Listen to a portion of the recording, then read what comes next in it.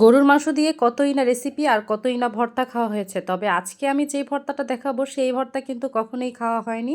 খুবই মজাদার, খুবই লোভনীয়, আশা করি দেখেই বুঝে নিতে পারছেন। প্রথমেই আমি 3 টুকরো গরুর মাংসকে একেবারে ছোট ছোট করে কেটে নিয়েছি। আমি যেভাবে সাইজ করেছি এর থেকেও ছোট করতে পারেন, তবে এই সাইজ করলেও চলবে।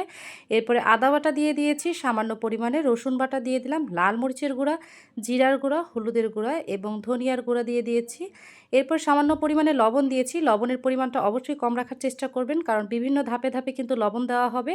এরপরে সয়াবিন তেল দিয়ে দিলাম। এরপরে সবগুলো উপকরণকে মাখিয়ে নেব। আমি কিন্তু মশলার পরিমাণটা খুবই কম রেখেছি, মশলার পরিমাণটা অবশ্যই কম রাখার চেষ্টা করবেন। সবগুলো উপকরণ মিলানো হয়ে গেলে এখানে আমি একটা প্যান নিয়ে নিয়েছি, আর প্যানের মধ্যে মাংসগুলো সিদ্ধ করতে দিয়ে দেব। মাংসে কিন্তু আমি বেশি পানি দেইনি, আসলে মাংসটা সিদ্ধ হওয়ার জন্য যতটুকু পরিমাণে পানি প্রয়োজন হয় ততটুকুই দিয়ে দিয়েছি। ঢাকনা দিয়ে ঢেকে আমি এখানে মাংসটা বসিয়ে দিয়েছি সিদ্ধ হওয়ার জন্য।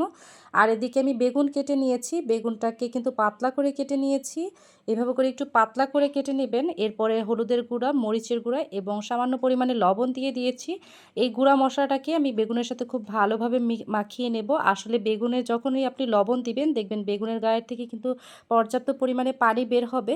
আর কিছুক্ষণ আগে মেখে প্রায় 10 থেকে 15 মিনিট রেখে দেবেন, তাহলে যে তেলটাতে ভাজবেন সেই তেলের পরিমাণটা কম লাগবে। এটা কিন্তু একটা টিপস, এই টিপসটা ফলো করে সবসময় বেগুন ভাজাটা করতে পারেন।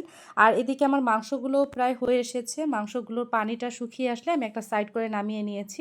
এরপরে সয়াবিন তেল দিয়ে দিলাম, আর এখানে বেগুনগুলো দিয়ে দিয়েছি। বেগুনগুলো দিয়ে এপাশ ওপাশ লালচে ব্রাউন কালার করে ভেজে নেব, একটু চেপে চেপে ভেজে নেব, তাহলে দেখা যাবে এপাশ ওপাশ দুই পাশে কিন্তু খুব ভালোভাবে সিদ্ধ হয়ে আসবে। এরপর প্যানে আরও কিছুটা সয়াবিন তেল দিয়ে দিয়েছি, আর এখানে 3-4টার মতো রসুন দিয়ে দিলাম, আর 10-12টার মতো আমি শুকনো মরিচ দিয়ে দিয়েছি। এক পাশে সুন্দরভাবে টেলে নেব। আমি মরিচটা কিন্তু আগেই টালা হয়ে যাবে, মরিচটা উঠিয়ে নেব, আর রসুনটা হতে একটু সময় লাগবে। এই জন্য রসুনটাকে আরও কিছুক্ষণ একটু ভেজে নেব, ভেজে নেওয়া হয়ে গেলে উঠিয়ে নেব। এ পর্যায়ে আমি চলে যাব ভর্তা করার জন্য। যে মাংসগুলো নিয়েছিলাম সেই মাংসগুলো হাত দিয়ে এভাবে ধরলেই কিন্তু একেবারে ঝুরা হয়ে আসবে। সবগুলো মাংস ঝুরা করা হয়ে গেলে এরপরে আমি বেগুনটাকে একটু ভর্তা করে নেব। বেগুনটা জাস্ট ধরে সুন্দরভাবে ভর্তা করে নিলেই হবে। দুইটা ভর্তা একটা সাইড করে রেখে আমি এখানে রসুনগুলো দিয়ে দেব। রসুন দিয়ে তারপর শুকনো মরিচগুলো দিয়ে দেব।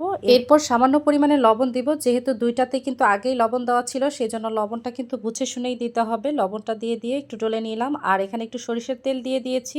অবশ্যই কিন্তু সরিষার তেলটা দিবেন, তাহলে খুব সুন্দর একটা স্মেল আসবে। আর কিছু ধনিয়া পাতা কুচি দিয়ে দিয়েছি।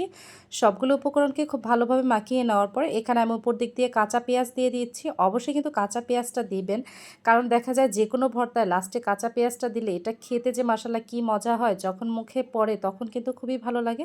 অনেকেই পছন্দ করেন, অনেকেই পছন্দ করেন না, তবে এই ভর্তাটা আমি যেভাবে করছি সেভাবে করে একবার ট্রাই করে দেখতে পারেন। এত লোভনীয় হয়েছিল, বাসার সবাই কিন্তু খুবই পছন্দ করেছে। আপনি কিন্তু আপনার বাসায় এই ধরনের ভর্তা করে কিন্তু একেবারে সবাইকে চমকে দিতে পারেন। খুবই মজাদার এই ভর্তাটা আর লোভনীয়। যদি ভিডিওটা ভালো লাগে অবশ্যই লাইক, কমেন্ট এবং শেয়ার দিয়ে পাশে থাকবেন। আজ এই পর্যন্তই। আসসালামু আলাইকুম।